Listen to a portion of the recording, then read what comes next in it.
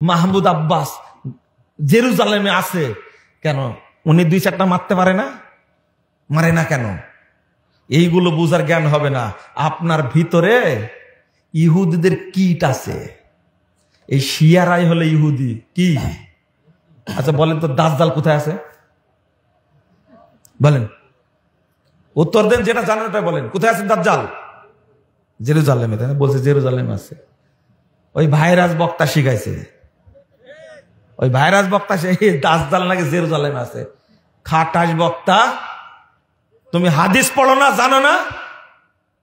আল্লাহ রাসূল বলছেন ইয়াখরুজুদ দাজ্জাল মিন আসবাহান মিন করিয়াত ইয়াহুদ ইয়াহুদিয়া।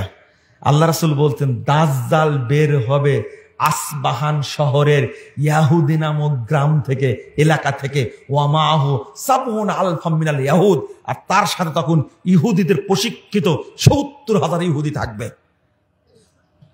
13,343 নম্বর হাদিস মুসনাদে আহমদের মধ্যে এসেছে। আসবাহান কোথায়?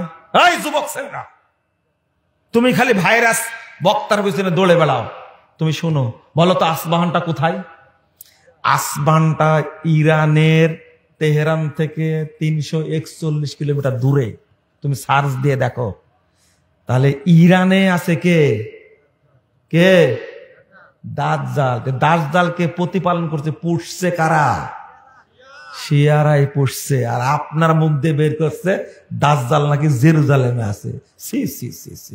এইরকম বানরই ধরনের মিথ্যা কথা বলবে না, শয়তান এত মিথ্যা কথা বলবে না। শরম লজ্জা করেন একটু? শোনেন শোনেন শোনেন। তাহলে ওই জায়গায় 70,000 ইহুদি কোথায় পেল? বুঝেননি? এই আব্দুল্লাহ বিন সাবা ইহুদির শুক্রকীট থেকে এই শিয়াদের জন্ম। এই শিয়া রাফেজি আর ইহুদিদের মধ্যে পার্থক্য নাই। একটা হলো গোপন আর একটা হলো প্রকাশ্য, ছদ্মবেশী। তাবিঈ বিদ্যান ইমাম শাবি রহিমাহুল্লাহ বলছেন যে এই রাফেজি ইরানিরা হলো, এখন যাতে ইরানি বলছেন এরা হলো রাফেজি। রাফিজা হলো ছদ্মবেশী ইহুদি। ছদ্মবেশী কি? ইহুদি। কথা বোঝা গেছে? তাহলে দাজ্জালের বাবা কারা? বলেন। শিয়ারা। বলেন না। ভয় লাগছে? না না, জং ধরে আছে। ভয় লাগবে কেন? জং ধরে আছে। আল্লাহ তুমি আমাদের বুঝার তৌফিক দান করো, আমিন ইয়া রাব্বাল আলামিন। বেশি বেশি পড়াশোনা করবেন তো, সঠিকটা জানবেন। এই তরুণ ভাইরা, যুবক ভাইরা, তোমাদের আগামী দিনের বাংলাদেশ তোমাদেরই ইনশাআল্লাহ। এই বাংলাদেশ থেকে মাজার পূজা বিদায় নিবে, কবর পূজা বিদায় নিবে, তাগুত পূজা বিদায় নিবে এবং পীর পূজা বিদায় নিবে। কোন পূজা থাকবে না।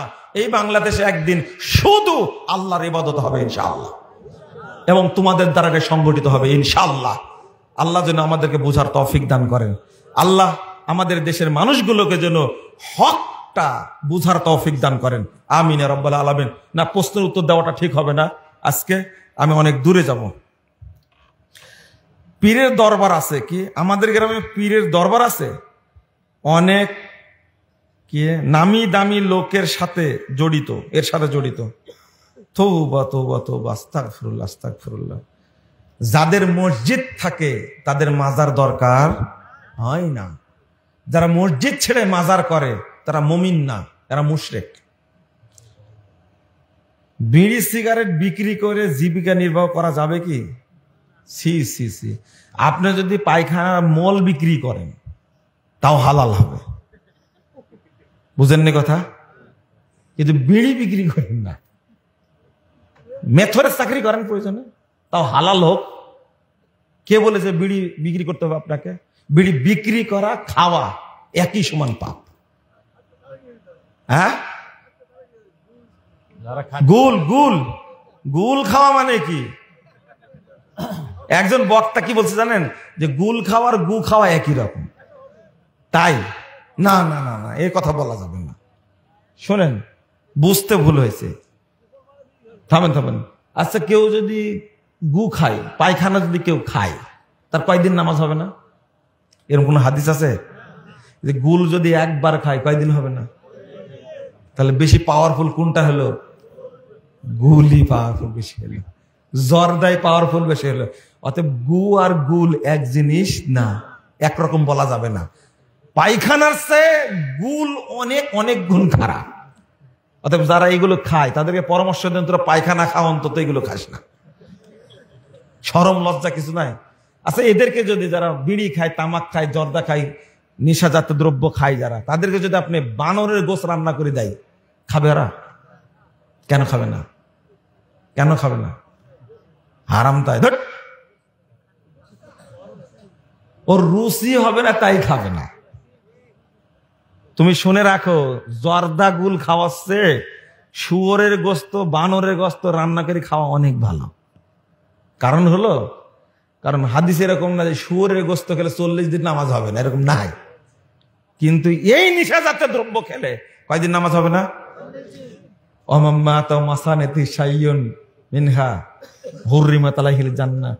এই যে বিড়ি খেতে খেতে, মদ গাঁজা খেতে খেতে মূত্র থলিতে যদি একটু নিকোটিন থেকে থাকে, একটু, ওর উপরে জান্নাত হারাম।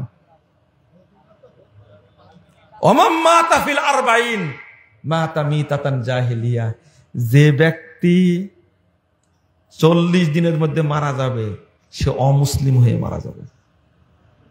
এবার খান ভালো করে। আল্লাহ রাসূল বলছেন, যে নিশাজাত পান করে সে মায়ের সাথেও জেনা করে, খালার সাথেও করে, ফুপুর সাথেও করে। নাউজুবিল্লাহ বলছেন কেন? ছাড়েন বিড়ি।